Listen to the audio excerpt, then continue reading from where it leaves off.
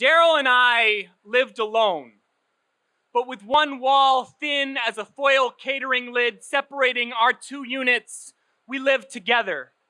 When DARRYL listened to gospel, Justin listened to gospel. When I had mice problems, they ratatouille'd in DARRYL's kitchen too.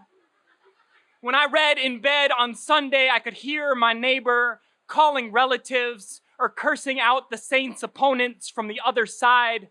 Some nights I would wake to the sound of his TV blasting the 700 Club on the Christian Broadcasting Network. When our paths crossed, he'd ask, "How's your mom and them?" before following up on the well-being of each them.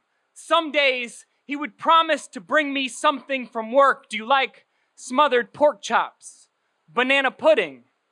Then, 2 weeks later, just as I'd forgotten about whatever he had promised, I'd hear a knock. "I told you Uncle DARRYL would take care of you," he'd say, as he hoisted an aluminum pan almost as wide as his smile. Certain weeks, I'd see my neighbor every day. Others, not at all, but I almost always heard him, or his radio, or his knuckles against my door. This is how it went for 3 years. The two of us, checking in on each other as we came and went, living separate lives inside the same house. Uncle DARRYL always asking about my people, if I was good. When I heard the knock one day into Thanksgiving break, I expected his smile. Another pecan dressing blessing I'd forgotten. The man said he was a manager. Said DARRYL hadn't reported in a week. Asked if I'd heard from him, and I hadn't. Besides his radio, which played for the next week until our landlord cut the power. I heard they identified DARRYL's body. About the woman, the drained accounts. I heard about the men who dragged him from our home. The screams we slept through. A neighbor who saw and was too afraid to speak. I never heard from detectives.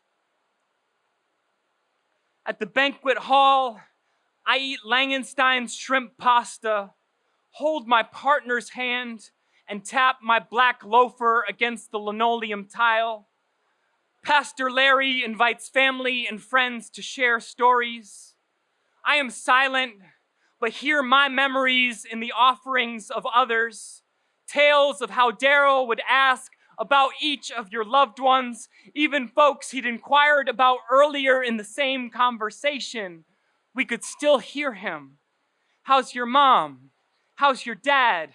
How's your brother? How's your old lady? How's your mom? How's your dad?" At a show, Sonny Patterson said every sound uttered reverberates well after we're gone. And I think of screams I couldn't hear, still lingering inside our home, drowned out by cascading waves of DARRYL, my dear neighbor, asking about our people, bestowing blessings, a cacophony of love bouncing from our windows to our shared wall and back.